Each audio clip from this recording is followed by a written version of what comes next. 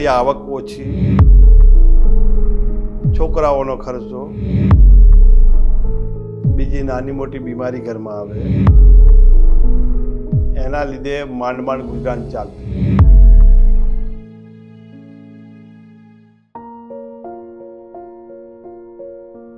પહેલાં અમે કાચા મકાનમાં રહેતા હતા. અમને વરસાદમાં બહુ તકલીફ પડતી હતી. રસોડામાં જમવાનું બનાવે અંદર પાણી પડતું હતું. વરસાદથી બચવા માટે છાપરા પર પ્લાસ્ટિક બાંધવા પડતું હતું. અમારું ઘર નાનું હતું, કોઈ દિવાલ કંઈ હતી નહીં, ખાલી એમ જ અમે 7 જણ રહેતા હતા. એમાં અમારે ઊંઘવાની તકલીફ પડતી હતી.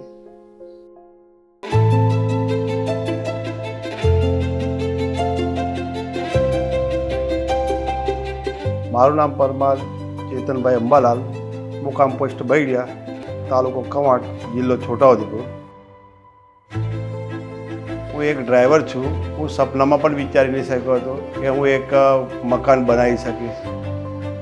પંચાયત ઓફિસમાં મેં પાકા મકાન માટે અરજી કરેલ. એમાં અમારે PM આવાસ મંજૂર થયેલ. અમને PM આવાસ યોજના થકી 1,20,000ની સહાય મળી.